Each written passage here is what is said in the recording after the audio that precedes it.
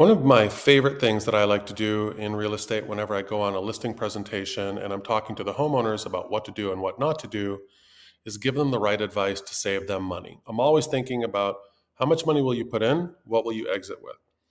And initially, as a consumer, when you think about, I want to buy a house, you walk in, aesthetically, you're looking for the beauty.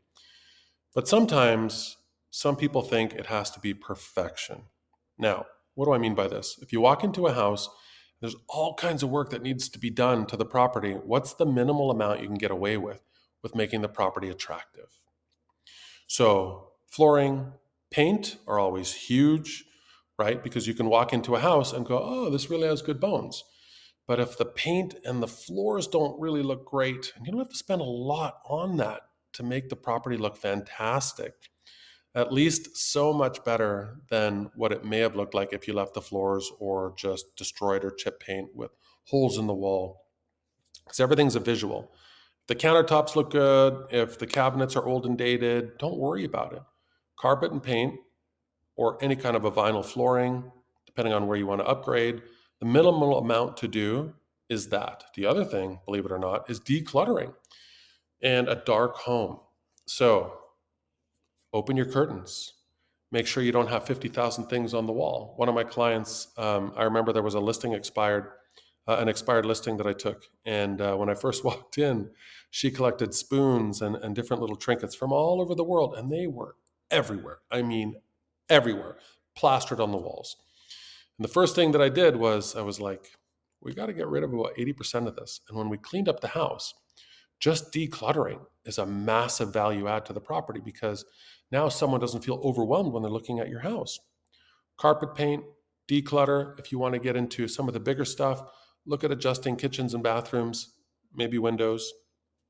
But if you've got anything inside that's in great shape but just dated, don't worry about it. The other thing I would definitely consider is if you have the type of composite shingles on your roof that are there and you just see them all peeling and flaking, aesthetically, that's not great. And also, it could lead to roof problems, which is going to scare people at first glance when they walk up to your house. That's the first glaring question that's all of a sudden going to set off alarm bells in their mind. So, what are the things that you're doing to a property to improve it? The minimal amount, okay? Because you're not going to get everything out.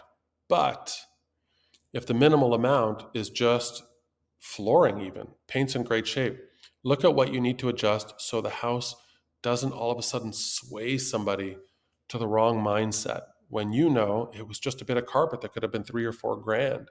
Not very much. But undone, if you just leave it as is, that psychological barrier that creeps in going, it's not worth that much because the house doesn't look great. Bad flooring, it's bad for business. Holes in walls, bad for business. A roof, peeling, flaking, lifting, bad for business. Those things also, from a visual aspect, will make a difference. So look at those things, look at where you're adding value. Don't try to blow the budget. You're not going to get it back. Do the minimal to maximize it out. If you have to do everything, different story. But again, let's talk. Have a good night. Have a good day. Have a good afternoon. Call me with your real estate needs. I'll talk to you soon. Wow, that rhymed.